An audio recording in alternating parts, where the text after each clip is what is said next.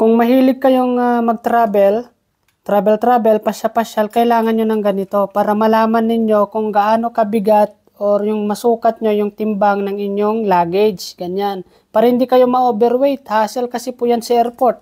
Para alam nyo kung ilan ang timbang yan. Lalo sa mga OFW, mga turista, yan. Kailangan nyo ng ganito mga idol. So napakadali lang naman itong gamitin, no? So may baterya naman ito. Yan, sasabit mo lang siya na ganyan. Tapos bubuhatin mo siya. Ayan, ganyan lamang mga idol. Oh. So at least hindi na kayo hindi kayo ma-over weight dito sa luggage ninyo. Problema 'yun sa airport pagka bumabiyahe kayo. Napakamura nito. Click niyo yung ating yellow cart mga lods. So ito, so digital na siya. Napaka-accurate niya itong gamit na to.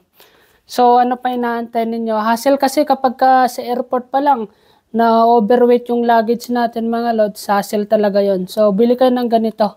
So ang dami nang bumili, matibay na matibay talaga siya. At saka yung baterya nito, meron siyang plastic dito na parang isolator na ilalagay dito para hindi malobat yung ating So pwede rin yung baguhin yung yung unit niya, meron nakalagay dito kilogram. Click niyo lang yung unit, magbabago siya. Pupunta siya sa pounds, yan. Or sa kilogram, yan mga lods. So, napakaganda, napaka-practical itong natin, weighing scale natin, digital weighing scale mga lods. So, click nyo yung ating yellow cart dyan sa baba.